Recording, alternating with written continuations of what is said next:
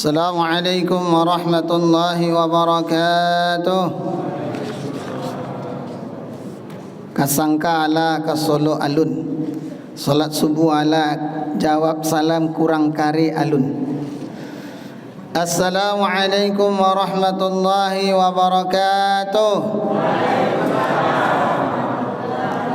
Yang jawab salam mudah-mudahan berangkat haji dan umrah, dimudahkan segala hajatnya, ditunaikan segala niat-niatnya, disehatkan badannya, dibanyakkan isi kantongnya, kemudian dimatikan masuk surga.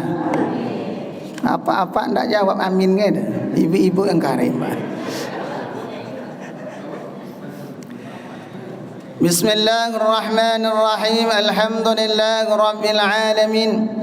والصلاة والسلام على أشرف الأنبياء والمرسلين وعلى آله وصحبه أجمعين.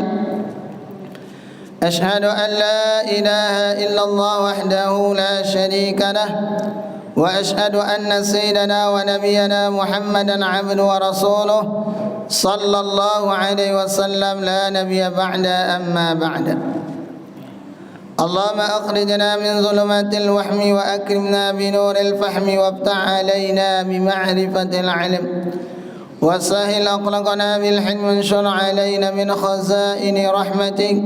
سبحانك لا علم لنا إلا ما علمتنا إنك أنت العليم الحكيم. رب اشرح لي صدري ويسر لي أمري واحلل عقدة من لساني يفقهوا قولي. اللهم اجعلنا ممن يستمعون القول فيتبعون أحسنه. قال الله تعالى في القرآن الكريم: أعوذ بالله من الشيطان الرجيم. بسم الله الرحمن الرحيم. وأقيموا الصلاة وآتوا الزكاة واركعوا مع الراكعين. وقال النبي صلى الله عليه وسلم: من صلى لله 40 يوما في جماعة كتبت له براءتان، براءة من النار وبراءة من النفاق. أو كما قال النبي صلى الله عليه وسلم. Tiada kata yang pantas kita ucapkan melainkan syukur kepada Allah. Dialah Allah Ta'ala yang telah berikan nikmat kepada kita. Nikmat yang terbesar yang Allah berikan kepada hambanya, Allah berikan nikmat iman dan Islam. Serta Allah Ta'ala berikan nikmat kesehatan dan kesempatan.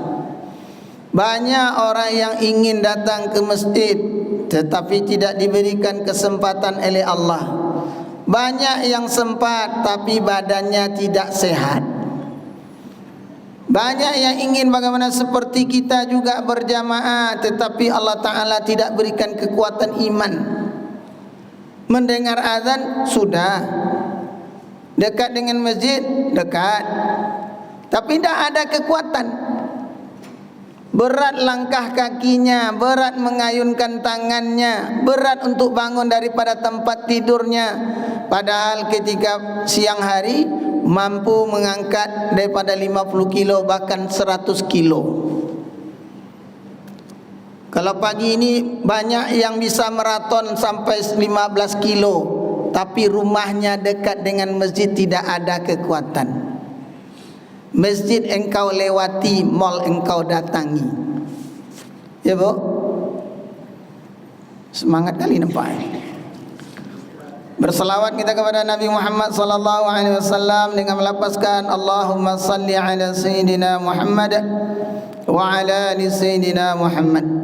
Yang sama-sama kita muliakan para alim ulama, pengurus Masjid Nurul Muhsinin beserta jajaran Pak RW, Pak RT, hadirin wal hadirat, jemaah salat subuh yang dimuliakan oleh Allah. Kita sambung dari kitab Tambighul Ghafilin Bapak dan Ibu. Qala musannifu rahimallah wa nafa'ana wa iyyakum bi'ulumihi fid dharain amin. Wa bihi ilaihi qala An Salman al-Farisi radhiyallahu anhu annahu qala as-salatu mikyalun faman wafa wafa lahu wa man tawafa faqad alimtumullah. Kata Salman al-Farisi, Dia katakan sesungguhnya solat itu adalah satu timbangan. Barang siapa yang menunaikan timbangan, maka akan diberikan timbangan itu kepadanya. Barang siapa yang mengurangi, maka sesungguhnya Allah Ta'ala telah firmankan di dalam Al-Quran, ada namanya surah Al-Mutaffifin, mengurangi timbangan. Jadi Bapak dan Ibu, setiap kita solat ini ada timbangan-timbangannya Pak. Sehingga dalam satu riwayat yang lain, ada yang nanti kadar solatnya itu 1/10, ada yang solat itu 1/9, ada yang solat timbangan solat itu 1/8, sampai kadang-kadang ada yang solat itu tak ada nilai. Ketika dia takbir tak ingat lagi dia, dah kemana-mana pikirannya, melayang-layang.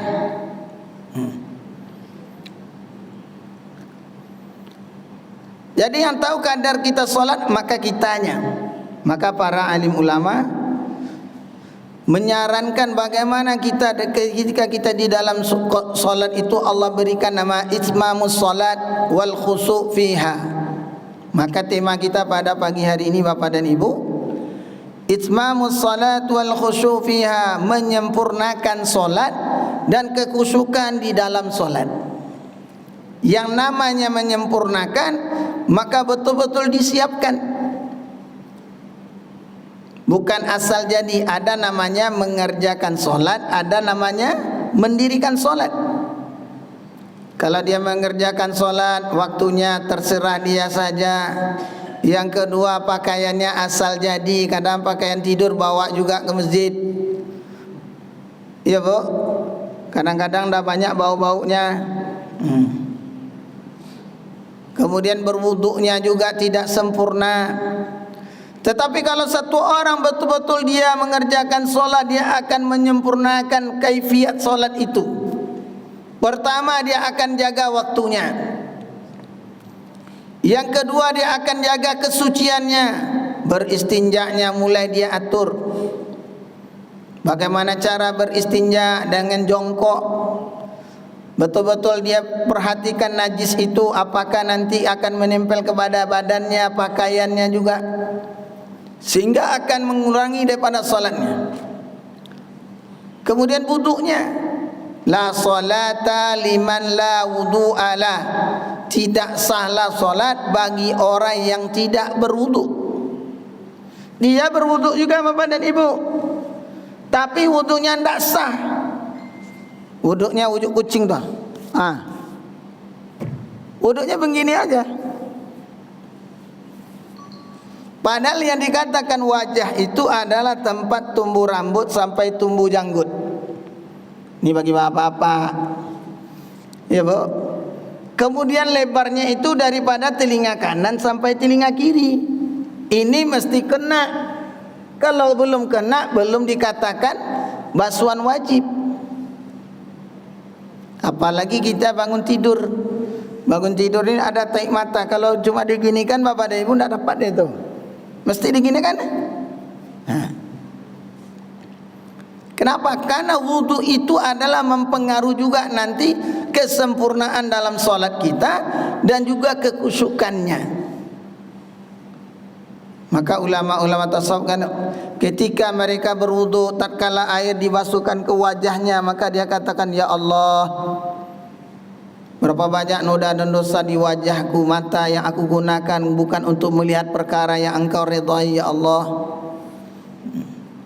Maka dia ketika berwudu itu betul-betul dihayati wudu itu, karena wudu itu adalah nur. Solat pun nanti adalah nur. Kalau wuduknya betul-betul dia bersucinya betul, maka nanti akan pengaruh kepada solatnya. Kemudian daripada Huzaifah al-Yaman radhiyallahu an, annahu ra'a rajulun yusalli wa la yutimmu ruku'aha wa la sujudaha, faqala law mitu ana hadha lamitu ala ghairil fitrah. Huzaifah bin Yaman ini melihat satu orang laki-laki, dia dalam keadaan salat, tetapi ketika solat itu tidak menyempurnakan ruku' dan sujudnya. belum sempurna ruku dan naik dah. Allahu Akbar, langsung ini nih. Langsung sami Allah. Padahal sempurna ruku itu apabila kepala punggung sama dan lehernya sama. Ini belum sempurna dia ruku, sudah bangkit daripada, sudah i'tidal. Padahal ndak uzur, ndak sakit. Ya Bapak dan Ibu, kecuali dia tua-tua uzur dia, lama ruku takut pula ini. Tetapi kalau dia badannya sehat, masih muda, sempurnakan rukunya. Apalagi di dalam solat itu, yang intinya rukun solat itu adalah rukunya, bukan bacaan ruku. Solat itu ada 3, ada rukun, ada sunat. Sunat terbagi 2, ada sunan aba'ad dan sunat hay'ah. Membaca tasbih di dalam ruku itu adalah sunat hay'ah. Kalau tertinggal tasbih kita, solat kita masih sah. Tetapi kesempurnaan ruku ini, wala sujudah, dan juga tidak menyempurnakan sujudnya. Ini Bapak dan Ibu kita perhatikan 7 anggota sujud. Pertama kening. Kening Pak ya. 7 anggota sujud itu kening, bukan peci, bukan serban. Kalau gini tak sah wuduknya, tak sah sujudnya. Atau Bapak pakai sal kayak gini, rupanya ketika di bawah letak sal tu gini, itu masih menempel dengan badan. Contoh seperti ini. Kan sal seperti ini nih, atau sorban. Ketika kita sujud, kena tempat sujud kita, tidak kita awasi, maka itu tak sah solatnya. 7 anggota sujud itu pertama kening. Kening masih nempel, maka sebelum solat diginikanlah sikit biar nampak keningnya, mudah sujudnya. Nanti berubah pula anggota sujud. Asalnya kening menjadi peci. Nanti yang percaya pecinya, keningnya nampak ini. Yang kedua ada 2 tangan. Sudah 3. Kemudian lutut. Kemudian jari-jari kaki. Kalau mampu sempurna tekuk. Kalau dia tidak ada uzur, tidak sakit, dia tidak tua, muda lagi, kalau begini dia tidak satu. Begini ya, dia betul-betul ujung kaki itu. Kalau sempurna 10 itu mantap lagi. Itu sempurnanya tuh. Kalau tidak salah satu, itu 7 anggota sujud. Dan disempurnakan sujud itu, jangan asal sujud. Maaf, kadang-kadang maaf, ini jangan tersinggung Bapak dan Ibu. Sujudnya kayak model apa Pak? Wow. Gimana model wow? Tengoklah Pak, wow tuh Bapak dan Ibu. Gimana kalau dia lagi duduk tuh? Padahal dianjurkan itu ditegakkan. Kalau ibu-ibu dirapatkan ke lambung, jangan gini pula, ya kan? Ke sini. Kalau bapak ditegakkan, kemudian dibuka, sehingga kalau semacam kambing lewat di, anak kambing itu lewat di, bisa lewat deh. Tegakkan, jangan seperti wow tadi. Dan letakkan dulu ketika di tempat sujud itu, sudah letak walaupun satu tumak nina. Di dalam ruku dan sujud itu ada tumak nina. Tumak nina itu berhenti sekejap, berhenti sejenak, satu ukuran subhanallah.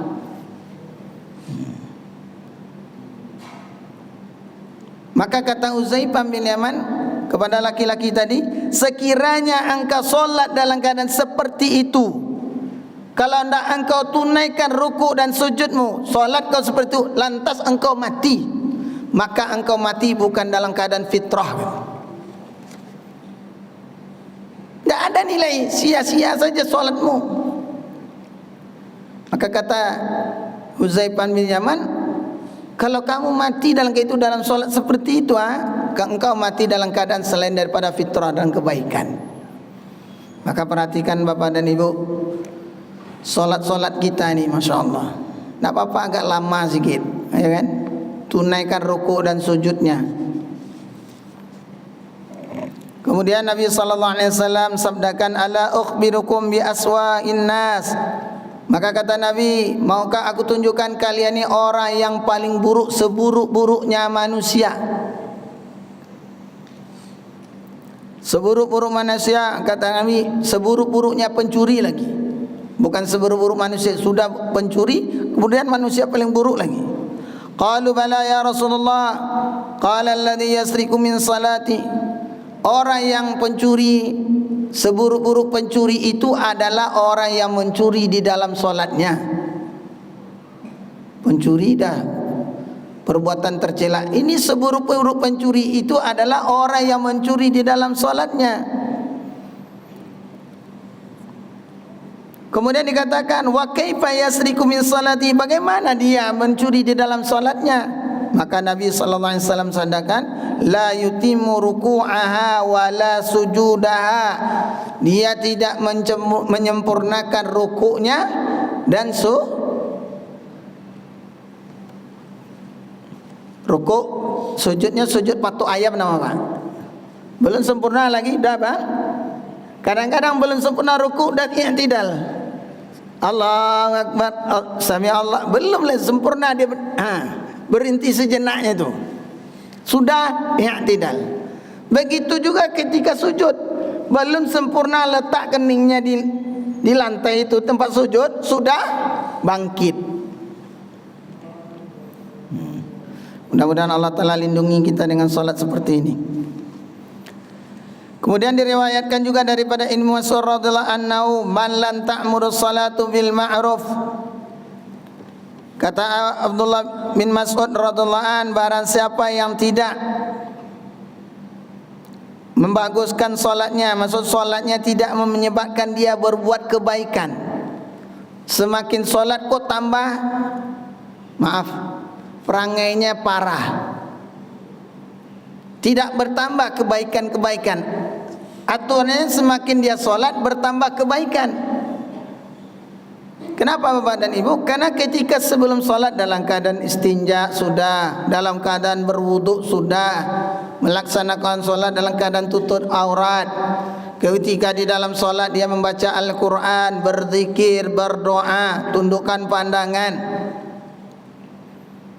Maka kata Abdullah bin Mas'ud, barang siapa yang tidak solat itu membuat dia mengerjakan kebaikan, wala tanhaw 'anil munkar, dan tidak mencegah dia daripada kemungkaran, lam yazdidu biha minallahi illa ba'ud. Maka solat orang seperti ini bukan menambah dia dekat kepada Allah, malah menambah dia jauh. Kalau dia solat, rajin solat, tapi tak bertambah kebaikannya, dan juga tidak mencegahnya dari perbuatan mungkar, orang yang solat seperti ini Bapak dan Ibu bukan bertambah dekat kepada Allah, malah menambah jauh. Perkataannya masih menyakiti orang. Kemudian ada kesombongan, merasa dia pula yang paling solatnya paten. Ya Bu, paten kan dah selesai itu, ya kan? Merasa dialah yang ahlu solat gitu. Solat orang dipertelinya semua. Ini tak sah nih, ini kurang. Merasa solat dia aja. Kemudian dia tidak bisa menghalangi dia daripada perbuatan mungkar. Padahal ada firman Allah Ta'ala, inna salata tanha 'anil fahsya'i wal munkar. Sesungguhnya solat itu mencegah dari perbuatan keji dan mungkar.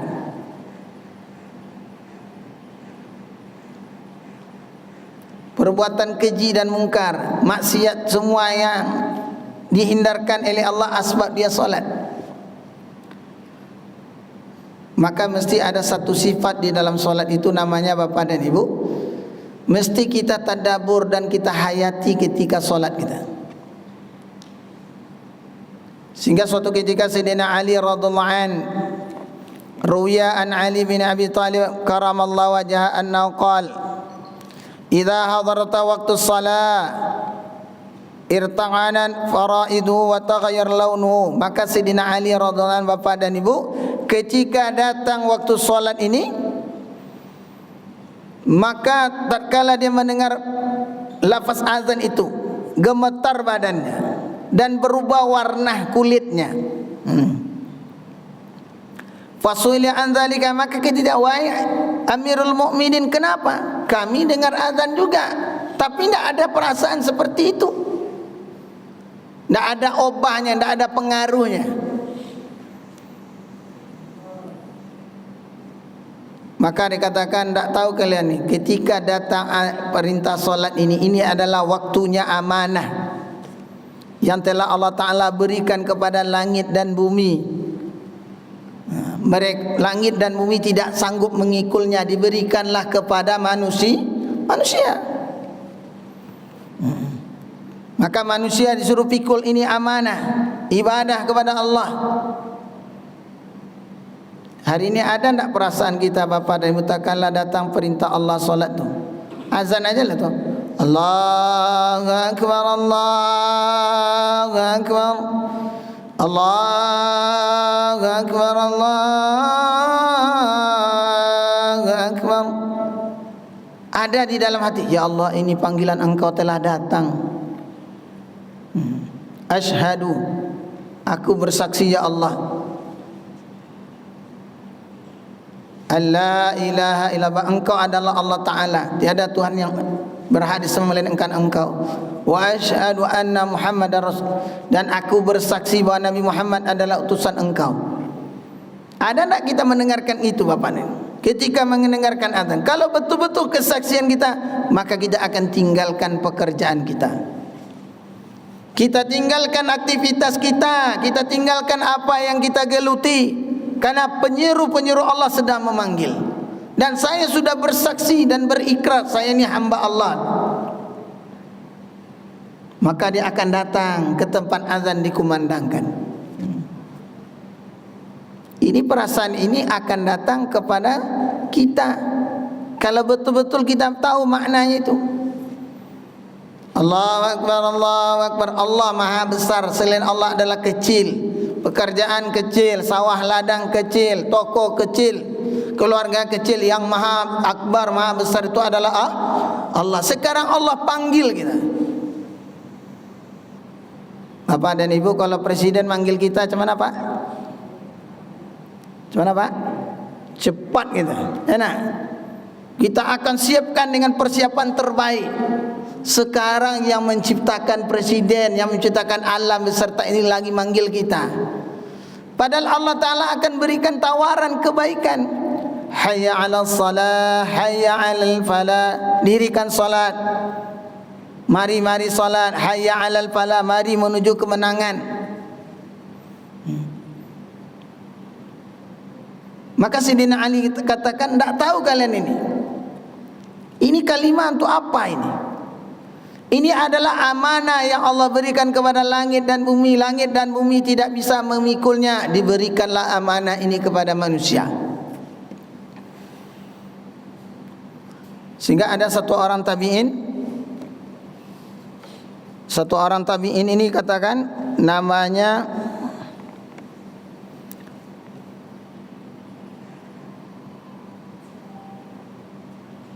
Hasan bin Ali, ini anak Sayyidina Ali rupanya.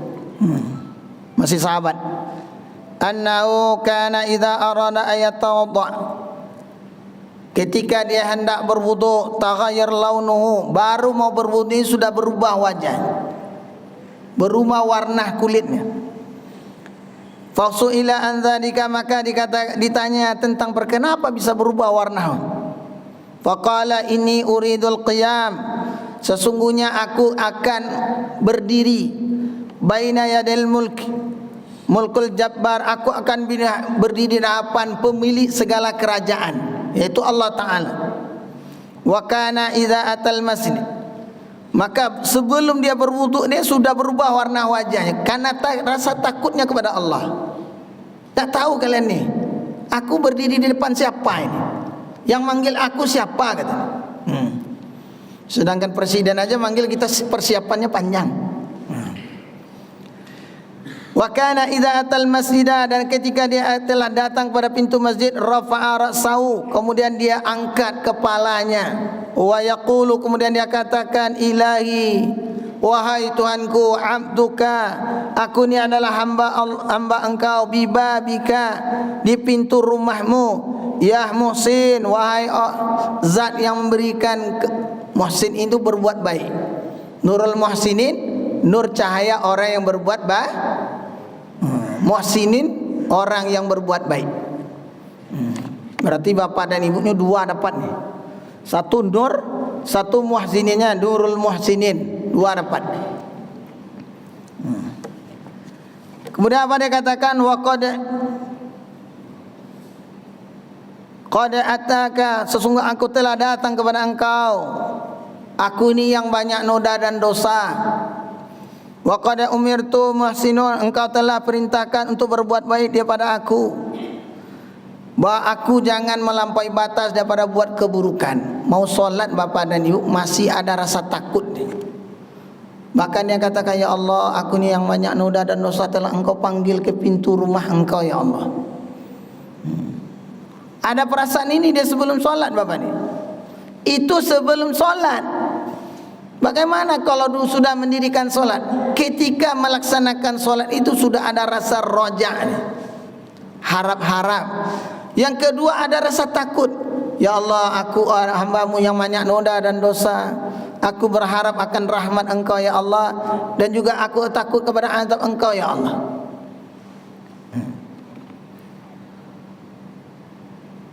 Maka ini yang dikatakan bapak dan ibu, wajarlah para sahabat dan tabi'in ketika mereka melaksanakan solat, mereka itu dah hilang fikir-fikir dunia itu di dalam solat mereka. Sehingga Abdullah bin Zubair radhiyallahu anhu, Abdullah bin Zubair ini belajar solat daripada Nabi sallallahu alaihi wasallam. Ketika Abdullah bin Zubair itu melaksanakan solat seperti pohon yang ditancapkan, tak goyang dia, Pak. Kalau kita ni kan banyak gerak, apalagi yang seperti saya ni banyak janggui. Ibu, sibuk aja kadang-kadang solatnya. Kayak inyo aja punya janggui, yang lain tak. Sebut aja gini. Sibuk dia. Kadang banyaklah dia perteli solatnya. Tak khusyuk dia. Bajunya yang dia ginilah, terlalu banyak gerak. Pada solat itu adalah khusyuk, itu adalah diam. Tak banyak gerak-geraknya. Karena tangannya banyak gerak, ini banyak gerak. Padahal ketika dia solat dalam keadaan khusyuk, dia rendahkan jiwa dan raganya seperti sahabat tadi. Abdullah bin Zubair itu bapak dan ibu, ketika dia solat begitu lamanya dia berdiri, sehingga burung itu bertengger di bahunya. Begitu lamanya berdiri, burung itu menyangka ini tidak orang nih. Ini ketika dia berdiri itu dalam keadaan tidak bergerak. Membaca Al-Quran itu dihayatinya, sehingga kemanisan dalam solat itu telah timbul.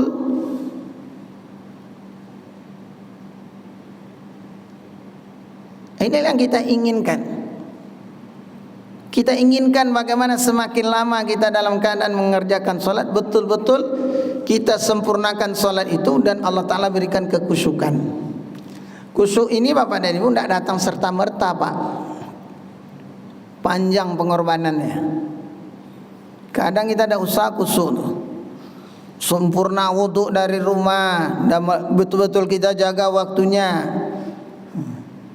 Maka ketika azan berkumandang, syaitan itu akan lari sampai terkentut-kentut mendengarkan kumandangan azan.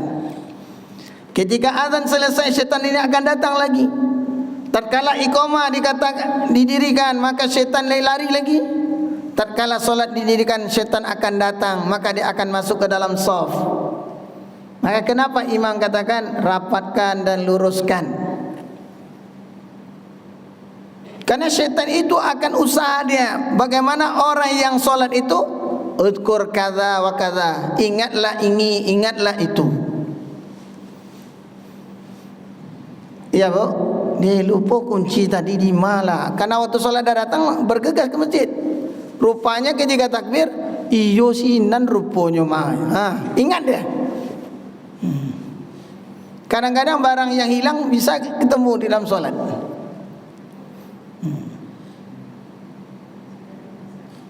Ini ada kisah Bapak dan Ibu.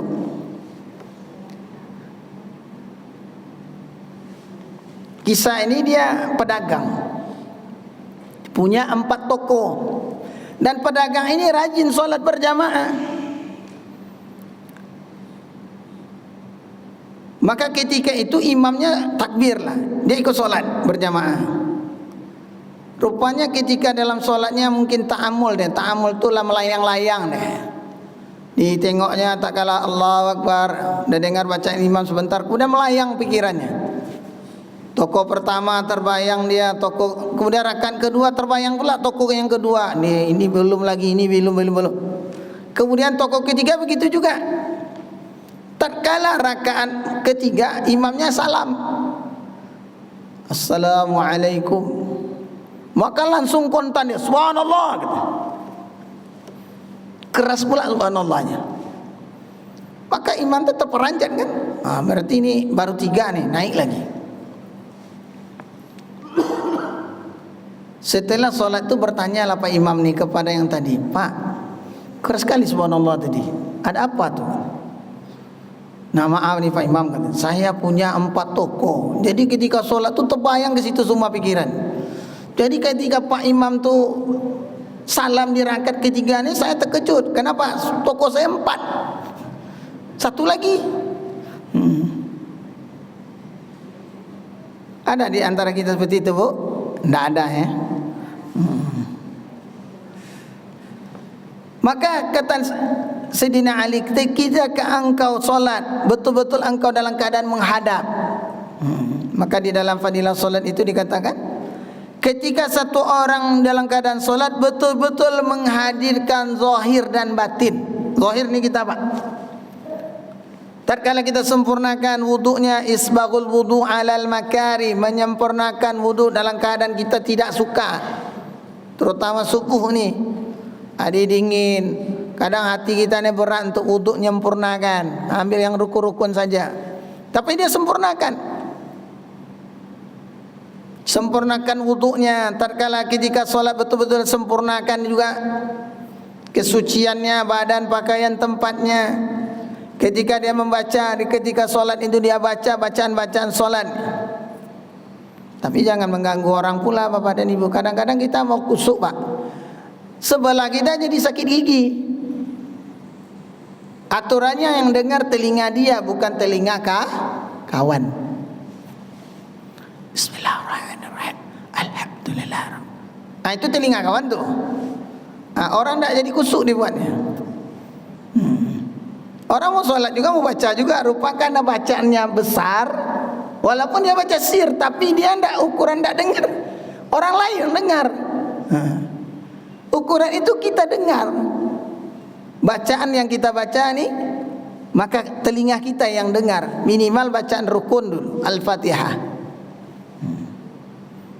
Kemudian kita hayati bacaan yang kita baca. Bismillahirrahmanirrahim. Dibaca dengan tartil. Alhamdulillah Rabbil Alamin. Kalau yang tahu maknanya, Alhamdulillah, bagus. Kenapa? Ketika kita membacakan Alhamdulillah Rabbil Alamin, di dalam tafsir Jalalain itu dikatakan Hamidani Abdi, telah memujilah hambaku. Jadi tatkala kita puji Allah Ta'ala, baca Al-Fatihah, itu Allah jawab, telah memuji hambaku dan akulah yang berhak dipuji. Maka jangan cepat-cepat.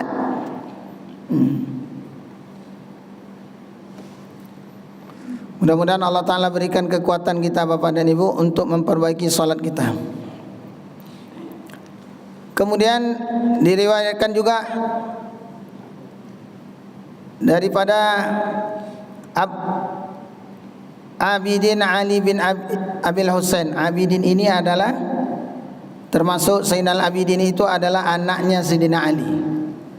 Sayyidina Ali itu anaknya banyak, Pak. Istrinya dari Fatimah itu anaknya bukan yang masyhur itu kan Hasan dan Husain. Seperti itu anaknya ada lagi. Cuma 2 orang itu yang masyhur. Zainul Abidin itu adalah anaknya daripada Ali bin Hasan Husain dan juga daripada Sayyidina Ali, cucunya daripada Sayyidina Ali radhiyallahu anhu. Wa an Sa'id bin Jubair radhiyallahu anhu kana kunna inda Ibnu Abbas radhiyallahu anhuma, tatkala kami berada di sisi Ibnu Abbas radhiyallahu anhuma fil masjidil bi Taif, di Masjid Taif. Dan juga Ikrimah dan Maimunah bin Mihran dan juga para tabi'in yang lain, mereka dalam keadaan berkumpul di situ.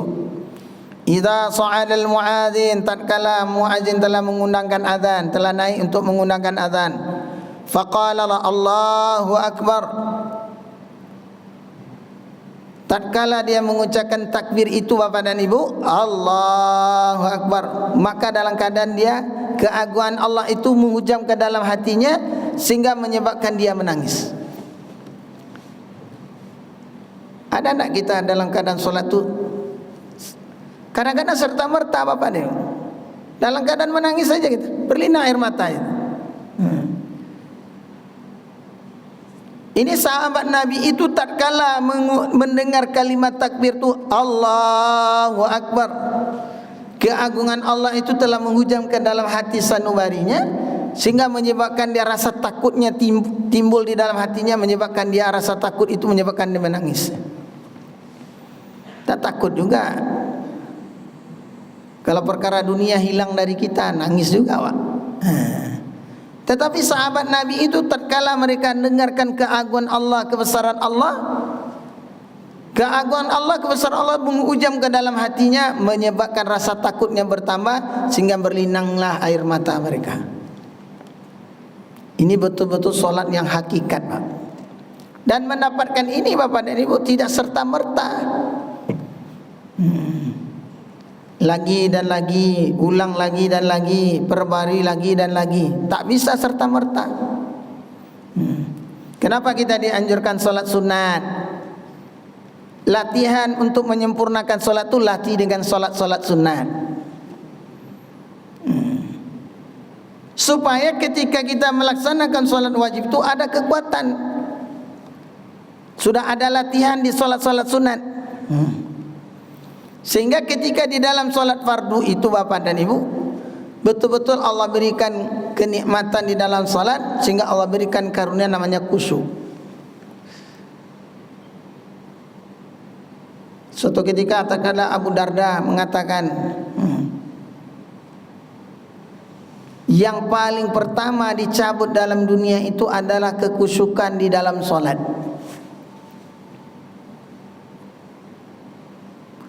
Suatu hari nanti kamu akan tengok satu masjid yang besar tak ada yang khusyuk semua, termasuk imamnya. Lantas bagaimana Allah Ta'ala akan menerima solat itu?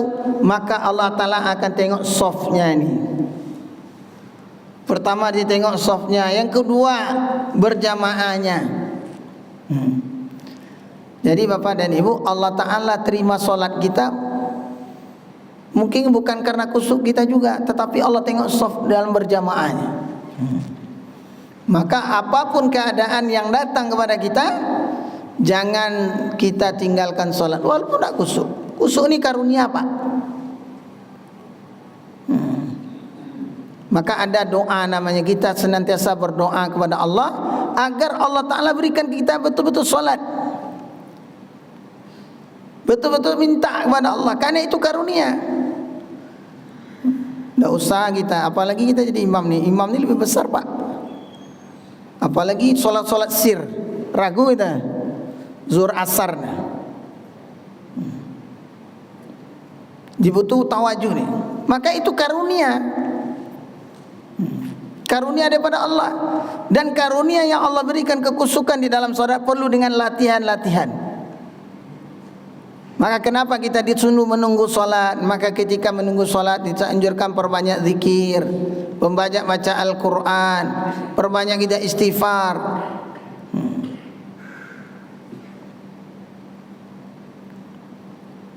Sehingga ketika mengucapkan takbir itu betul-betul terhujam di dalam hati kita. Saya solat nih.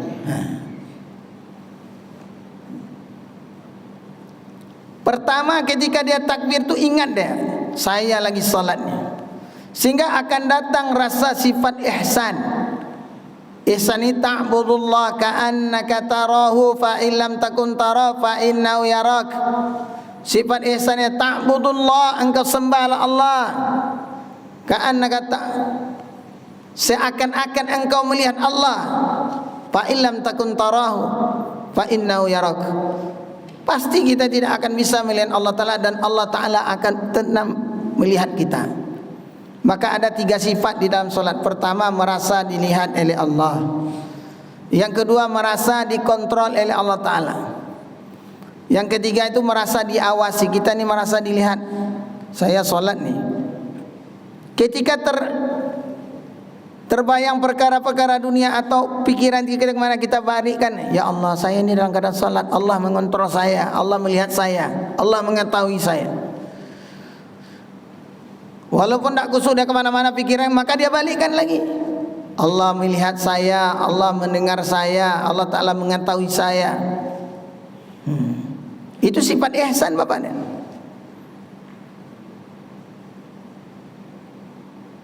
Maka kenapa kita hari ini dianjurkan perbanyak zikir? Ucapan mulut kita dengan hati itu satu jengkal. Mulut dengan hati satu jengkal. Tetapi masukkan kalimat betul-betul di dalam hati, Masya Allah. Pengaruhnya pertama adalah pandangan. Apa yang kita lihat ini akan mempengaruhi hati kita. Apa yang kita dengar itu akan mempengaruhi hati kita. Apa yang kita ucap akan mengaruhi hati kita. Kemudian apa yang kita fikirkan itu akan mengaruhi hati kita. Dan kadang-kadang perkara itu terbawa ketika solat. Maka itulah disuruhkan kita wudu, istinja, berwudu, supaya Allah Ta'ala nanti berikan kenikmatan di dalam solatnya. Ada satu orang pemuda masuk masjid, kemudian dia solat. Setelah solat dia sapa Nabi sallallahu alaihi wasallam, dia ucapkan salam kepada Nabi. Maka Nabi, irji' anta la tusalli, irji' anta la, kembali kamu, ulang lagi, solat lagi. Solat dia yang kedua kali. Kemudian setelah salam dia jumpa Nabi lagi, irji' anta la tusalli, kembali kamu belum solat, sampai 3 kali. Maka tatkala selesai yang 3 kali dia datang, ya Rasulullah, ajarkanlah aku tentang solat. Maka katakan Nabi, kalau kamu solat, bacalah surat Fatihah. Kemudian tenanglah kamu di dalam solatmu. Jangan cepat-cepat. Perhati rukun-rukunnya, tunaikan tumak ninanya. Jangan solat dalam keadaan tergesa-gesa. InsyaAllah Bapak dan Ibu ada yang bertanya Pak? Ya Pak Ji, tunggu dulu Pak Ji. Kemarin pertanyaan Ibu itu yang tentang itu tafsirnya itu, pada hari kiamat itu nanti Allah Ta'ala akan kumpulkan, akan panggil umat itu berdengan nabinya. Yang tafsir kemarin Bu, bulan kemarin. Setiap umat itu akan dipanggil dengan nabinya. Itu tafsir ayatnya. Ya Pak Ji? Boleh tanya saya? Boleh Pak Ji. Assalamualaikum warahmatullahi wabarakatuh. Waalaikumsalam. Alhamdulillah kita pagi ini kan kemakmuran dasarnya. Mudah-mudahan ada waktu untuk menjawabnya. Bagi yang sering bepergian jauh, itu kan nanti bisa kita pada saat sholat zuhur kan terlewat di tempat tertentu kita melakukan sholat asar. Jamak kosong ini niatnya seperti apa? Saya kan melakukan jamak kosong zuhur itu pada saat sholat asar, kecuali pada saat saya melakukan sholat jamak kosong takhir maghrib, berarti kan tidak kosong, tidak ada niat kosongnya. Jadi supaya ini kan kita ingin memperbaiki sholat saya. Kalau pikiran bercabang-cabang itu susah kita untuk memfokuskan pikiran kita. kecuali kita tadi tumanina sama syariahnya itu udah betul-betul sulit lah. Termasuk sahabat Nabi juga tidak fokus, apalagi saya. Yang ingin saya tanyakan sama itu, bagaimana niat itu tadi supaya kita sholat kita ini makin hari makin baik, bukan cuma tampil. Assalamualaikum warahmatullahi wabarakatuh. Waalaikumsalam. Dia ada namanya sholat musafir. Sholat musafir itu 2 marhalah, 86 kilo lah batasnya. Dan boleh kita ada namanya jamak, ada qasar. Ya, cara pengerjaannya boleh 3. Ada boleh jamak saja, ada boleh qasar saja, ada boleh jamak qasar. Kita ni mau mana yang ringan? Kalau saya pribadi pakai jamak qasar. Singkat, padat, tepat, jelas, praktis. Amal dia. Ada dalam syariat. Jamak qasar namanya.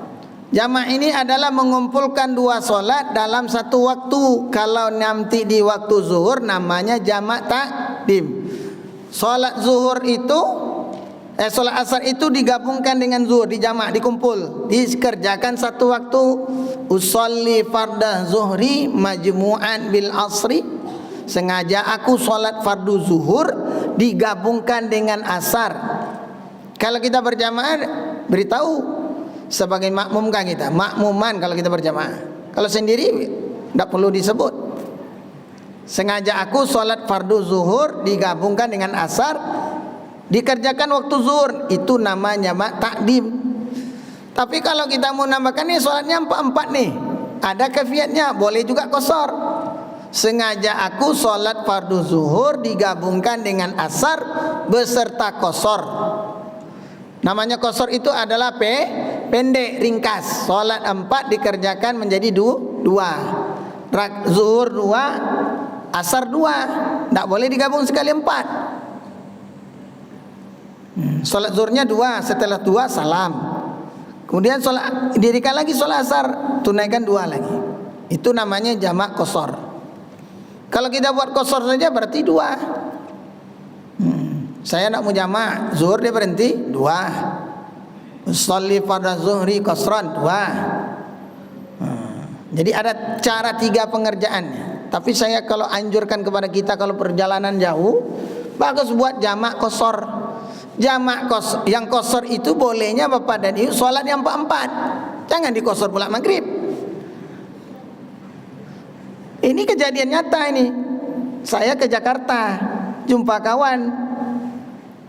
Awak risau juga nengoknya. Dah solat Pak? Udah, saya dah jamak qasar. Maghrib tu di qasar ya. Macam mana pula mengqasar maghrib 2? Di qasarnya 2. Bang, Bapak dari mana? Saya dari Aceh. Saya alumni Aceh, saya bilang. Aceh itu kita belajar kitab kuning nih. Dari mana pula dalilnya 2 maghrib tu? Ya kami kan cuma qasar. Yang qasar itu yang 4 bang, bukan yang 3. 3 di qasar pening lah Wak. Tak mungkin separuh jalan dia pulang kan, selesai. Di qasarnya 2, karena mungkin 1,5. Jadi 2, tak boleh, tak sah tu. Yang maghrib itu tetap 3. Yang di qasar itu yang 4. Zuhur, asar, maghrib 3, isya 2. Nah itu boleh. Maka bagi bapak-bapak ni yang sopir ini, atau kita kemana hidupnya di atas ban, tak ada cerita meninggalkan solat Pak. Saya pulang sering naik trapel Pak. Kadang saya tanya sama trapel tu, tak solat bang? Awak ke solat, awak dia tioto, dia tiroda tarui kan ada namanya solat jamak dan qasar. Kalau abang nanti zuhur nama jamak takdim. Kalau mau qasar jadi jamak takdim qasar. Kalau nanti tidak mau zuhur kan dalam perjalanan, tanggung kali lah berhenti. Niatnya di waktu zuhur niat jamak takhir.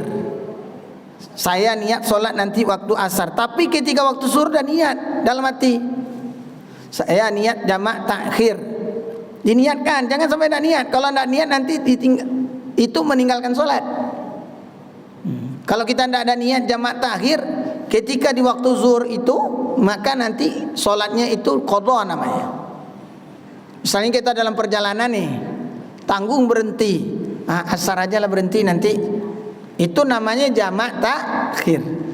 Pengerjaan jamak takhir itu Bapak dan Ibu boleh kita pilih. Kalau jamak takdim tak boleh pilih, tetap takdim didahulukan zuhur. Zuhur dulu baru asar. Kalau jamak takhir boleh pilih, boleh zuhur dulu, boleh asar dulu. Tapi niatnya ini penting. Kadang-kadang kita musafir tapi tidak niat-niat. Jamak takhir dah. Minimal dibersihkan dalam hati niat jamak takhir dah. Kalau maghrib isya, kita maghrib dalam perjalanan, niat isya lah nanti tetap. Yang penting niatnya tadi. Innamal a'malu bin niat. Sesungguhnya amal itu tergantung dengan niatnya. Pasti diniatkan. Maka Bapak dan Ibu, tidak ada ceritanya orang Islam meninggalkan walaupun dia kata tadi supir, malah soleh, ringan deh. Solatnya 3 waktu ya. Ketika musafir, kalau dia ketika balik seperti kita ini tetap sempurnakan 5. Jadi tidak ada ceritanya Bapak dan Ibu kita meninggalkan solat. Alah Pak Ji? Tidak ada. Jadi ketika ini suruh. Suruh ini apa benar? Duha di awal waktu. Karena waktunya kan fajar. Iya. Suruh itu kan ketika sudah fajar. Duha juga begitu sampai jam 11. Nah, apakah ini benar? Ya, yang saya katakan ini bahwa suruh itu adalah duha di awal waktu. Makasih. Kalau suruh itu waktu terbit. Ketika terbit itu matahari tidak boleh sholat. Kemudian dijarakkan. Cara isra itu adalah jam berapa maghribnya segitu isra. Kalau dalam ilmu falak mendeteksinya itu lebih mudah. Kemudian ada berapa pendapat? Ada berapa pendapat mengatakan isra, duha. Ada yang sebagian pendapat isra itulah duhanya. Duha yang awal. Boleh. Sekarang ibu bapak mau pilih yang mana? Pilih satu antara dua. Isra boleh juga, duha boleh juga. Jadi yang penting kita punya dalil. Oh, saya isra dulu baru duha. Oke. Saya tidak mau, tidak ada soal isra, saya duha. Boleh juga. Tinggal pilih mana. Nah, pendapat itu banyak tuh. Ada yang mengatakan isra sendiri, ada yang mengatakan duha. Kalau kita mau duha, maka duha yang awal. Ada tuh Pak Ji. Tinggal kita milih di niat tadi. Kalau kita niat isra, ya salat isra jadinya. Boleh 2, boleh 4. Kalau kita niat duha, seminimal duha itu adalah 2 rakaat, sebanyak-banyak duha itu 12. Dan waktu duha itu sampai sebelum zuhur. Tinggal kita pilih yang mana.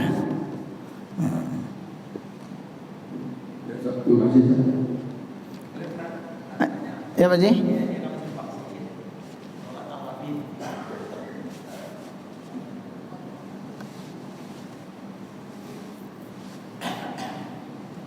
Assalamualaikum warahmatullahi wabarakatuh. Terima kasih kesempatan. Kalau saya mau tanya sholat al-habib. Sholat al-habib ini kan 6 rakaat 3 salam ya. Jadi ada orang mengawali ba'da maghrib. Setelah sholat maghrib itu langsung katanya sudah dianggap al-habib. Padahal niatnya tidak awal. Kemudian awal itu kata sebagian tafsir yang pada itu bacaan surat pertama itu 6 surat Ikhlas ya. Itu dilanjut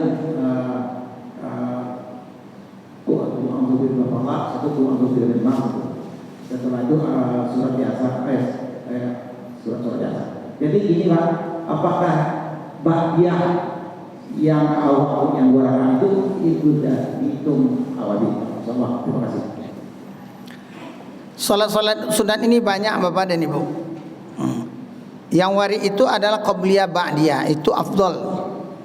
Makanya tadi itu subuh itu dianjurkan kita qabliyah. Kalau orang yang istiqomah ini salat qabliyah, boleh dia qadha qabliyah, tapi caranya maaf. Habis subuh dia salat sunat, itu boleh. Tapi tengok dulu makmum kita ni, jemaah kita. Kalau jemaah ni paham semua, buat di masjid. Kau nak nanti tanya, habis subuh solat lo nyok. Ya kan? Kalau jemaah anda paham, jangan buat di masjid. Itu untuk orang yang istiqomah qobliyah subuh. Istiqomah hari-hari, dia tak pernah tertinggal. Rupanya tertidur pagi itu, boleh dia ganti qadha solat qobliyah tadi. Kemudian ba'diyah. Solat ba'diyah itu solat yang kita, solat sunat yang kita kerjakan setelah solat fardu. Ba'diyah itu tidak sama deh seperti maghrib tadi. Ada namanya solat sunat awabin. Ba'diyah dengan awabin beda. Jangan ba'diyah, karena ada kaidahnya. Solat sunat ba'diyah maghrib ada, solat awabin beda. Tidak bisa dia menggantikan tuh, kecuali yang bisa menggantikan kita masuk masjid. Kan ada 2 solat tuh Pak. Tengok waktunya cuma 3 menit. Solat tahiyatul masjid kah atau qobliyah kah? Kan pilih 2 nih. Pilih dalilnya yang tinggi, fadilah yang tinggi. Fadilah yang tinggi itu adalah qobli. Kalau kita masuk masjid niat qobliyah, tahiyatul masjidnya dapat.